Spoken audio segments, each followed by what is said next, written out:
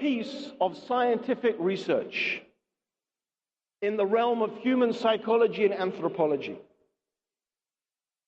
And after many years, they concluded that the belief in God, the religious belief, and the belief in afterlife is not something that is taught by our parents.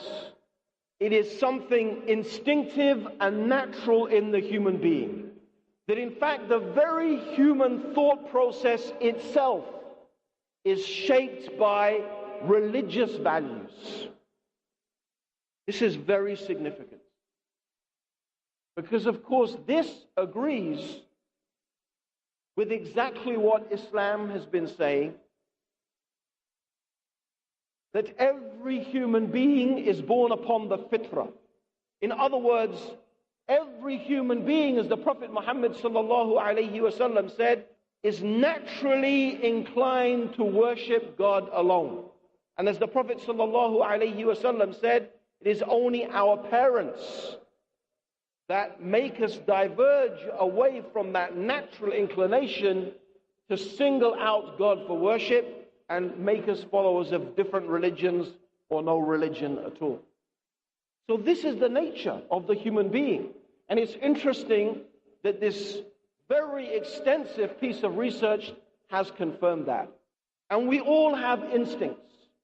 Animals, by the way, operate on instinct. What makes the human being different from the animal is that the human being has reason. We have the ability to reason, whereas animals, they rely upon instincts. And we have also what we call reflex action. So, for example, if I pick up something that is hot, mashallah, not the Quran, but something that is very hot, I don't have to think. There's no process in my brain saying, this is very hot, I must drop it. No. You do it instinctively. You drop it instinctively. This is a reflex action. This is something that is not rational. This is just something that is part of our intrinsic makeup. In order to keep on holding something hot, you have to train yourself. You have to learn to bypass your normal instinctive, which a human being can do. We can learn to bypass those reflex actions and force ourselves to hold a hot coal. This is unique to human beings. Consciousness, that ability to use our mind to override our instinctive reactions. However, this instinct is there. And the belief in God is instinctive. What is the proof? What is the proof of this? It's very interesting that one of the, what we could call the high priests of atheism, Richard Dawkins, was recently on a TV show. And he was being interviewed. And he was saying in this interview, you know, most Christians, they don't know anything about their Bible. They just don't know about their book. So the interviewer said, okay, that's interesting. You believe, Mr. Dawkins, you're a big fan of Darwin, aren't you? Of course, yes, Darwin's very important. Could you tell me the full title of his book, The Origin of the Species? And Richard Dawkins started going, oh God. He said, oh God. So he found that this atheist, or this renowned atheist, is being put in a difficult situation. He doesn't know the answer, and he ends up going, oh God, like, oh God, help me, what am I going to say?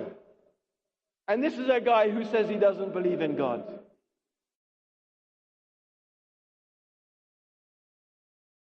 But you're saying they're not Christians, even if they think of themselves as Christian. You know what they are, even though they tell you. I'm not presenting my opinion here. This press release is offered to people to look down it and say, look, these people who call themselves Christians actually don't read the Bible, don't go to church, don't believe Jesus was the Son of God, don't even know what the first book of the New Testament is. But Richard, it's up to you to make up your mind whether you think they're Christian. Don't ask me. My opinion is not relevant. Richard, if I said to you, what is the full title of The Origin of Species?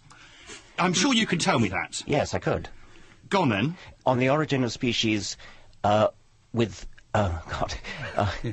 Origin of Species, there is a subtitle with respect to the preservation of favoured races in the fight in the struggle for You're life. the high pope of Darwinism. Not bad, actually. I'd give him some justice. But if you asked people who believed in evolution what that question, and then you came back and said 2% got it right, it would terribly easy for me to go, they don't really believe it after all. It's just not fair to ask people these questions. They self-identify as Christians, and I think you should respect that.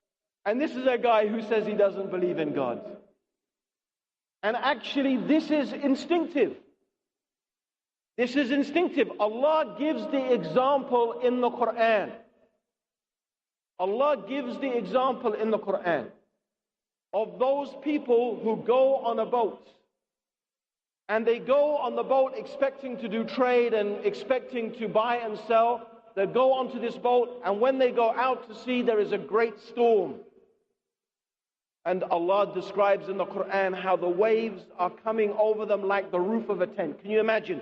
Huge waves crashing down on top of you. Now, for a bit, the human being will think, okay, the boat is going to save me. The boat is well built. The boat will save me. Or maybe they think the captain will save me.